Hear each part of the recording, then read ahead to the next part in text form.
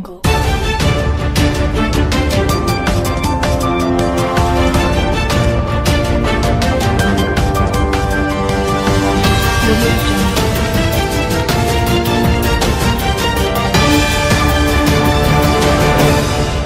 में 65% आरक्षण को लेकर राजद का हुआ हल्ला बोल।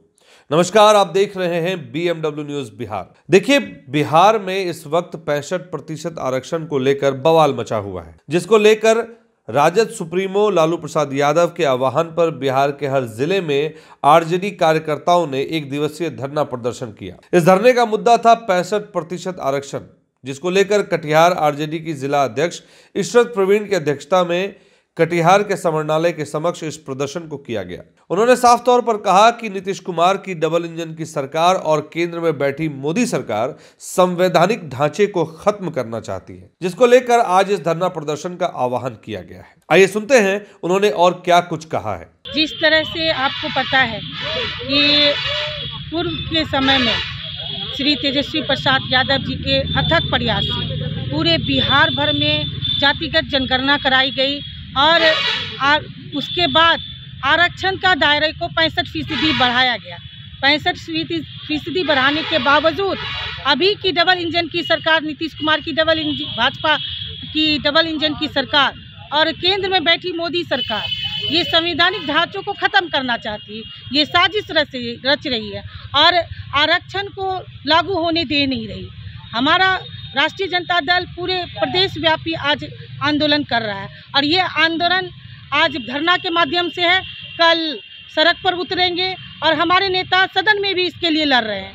ये आंदोलन चरणबद्ध तरीके से चलता रहेगा जब तक कि बहुजनों को, अति पिछड़ों का जो आरक्षण है, जो संवैधानिक अधिकार है, उनको जब तक मिलता नहीं है। और ये हम लोगों ने, राष्ट्रीय जनता दल ने ये कसम खाई है, ये संकल्प लिया है कि जब तक संवैधानिक ढांचे को जिस तरह से तोड़ा मरोड़ा जा रहा है भाजपा की सरकार में और इस डबल इंजन की नीतीश कुमार की सरकार में, तो उसको हम लोग संवैधानिक तरीके से उसको जो हासिल करने का काम करेंगे और आंदोलन के माध्यम से संवैधानिक जो है आंकड़ों के आधार पर जो जिनकी जितनी आबादी है उनको इतनी भागीदारी मिलना चाहिए और संविधान में भी समानता का अधिकार का प्रावधान है। तो उनको जनसंख्या के आधार पर, उनके मूल्यों के आधार पर, उनके रहन सहन की व्यवस्था के आधार पर, उनकी आर्थिक स्थिति के आधार पर उनको आरक्षण में समानता मिलना चाहिए। इसके लिए हम लोग बहुजनों, अति पिछड़ों के आरक्षण के लिए आंदोलित है और ये आंदोलन राष्ट्रीय जनता दल आगे भी चरणबद्ध तरीके से चलाता रहेगा। वहीं इस मौके पर मौजूद बिहार सरकार के पूर्व शिक्षा मंत्री राम प्रकाश महतो भी मौजूद रहे। उन्होंने भी क्या कुछ कहा है और किस तरह से उन्होंने सरकार पर हमला बोला है, आइए सुनते हैं। संविधान के तहत जो अधिकार है, जो शैक्षणिक रूप से, सामाजिक रूप से, सांस्कृतिक रूप से जो पिछड़ा है और जाति उसमें जाति तय है, उसमें सांस्कृतिक, सामाजिक और जो उसका जो अपना आय का जो साधन है उसमें जो पिछड़ गया, तो संविधान में भी है समाजवाद, अखंडता, भाईचारा, समानता। संविधान में आरक्षण एज सच कह के कोई शब्द नहीं है। संविधान में है विशेष अवसर, जो पिछड़ गया, SC, ST, OBC, EBC, जिसको हम पिछड़ी जाति और अत्यंत पिछड़ी जाति, अनुसूचित जाति, अनुसूचित जनजाति, हमारी बहनें भी पिछड़ी हुई है महिला, तो ये विशेष अवसर इनको दिया जाए। सभी सहमति बनी, मंडल कमीशन से लेके कई कमीशन बना।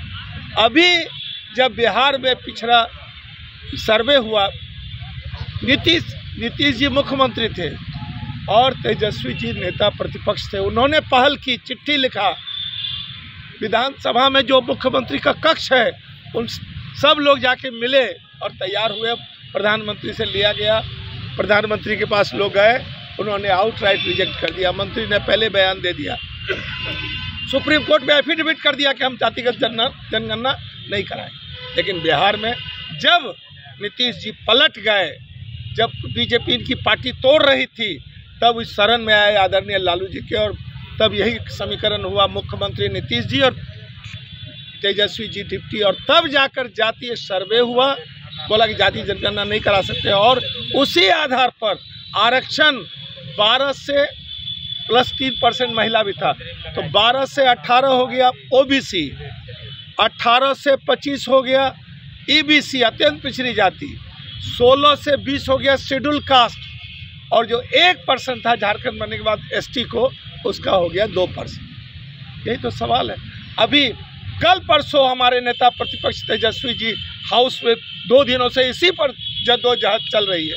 बीजेपी का लोग बोलता है भाई हम लोग भी तो समर्थन में थे आरक्षण के, तो अब तुम्हारा ही समाज सेवी के नाम से बीजेपी का लोग जाके हाईकोर्ट से रंगा लगाया। तो अभी तेजस्वी ने चैलेंज किया कि आप समर्थन में थे ना, अभी आप सरकार में हैं, हम तो एक अकेले उप मुख्यमंत्री थे, आप 2 उप मुख्यमंत्री हैं नीतीश जी के साथ, लाइए 85% आरक्षण कर दीजिए, पूरा सदन आपके साथ है।